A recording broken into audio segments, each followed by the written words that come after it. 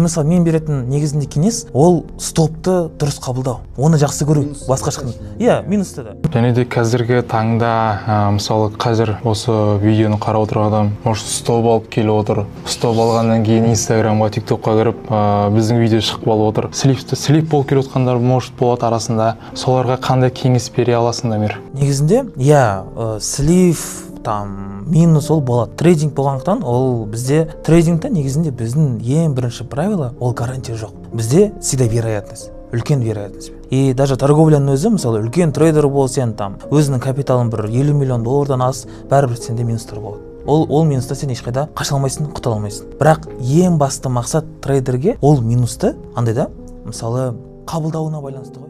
Әрбір трейдерда негізінде минустар болады. Бірақ не себептен бір трейдер минусты, мысалы, спокойно реагирует, а кейбірі прям депрессия ұстап соған, беріліп кетіп, өзінің өмірін қиып жүр. Не себептен? Ол қабылдауына байланысты. Сол себепті мен беретін негізінде кеңес ол стопты дұрыс қабылдау, оны жақсы көру, басқа ешқандай. Иә, минусты да.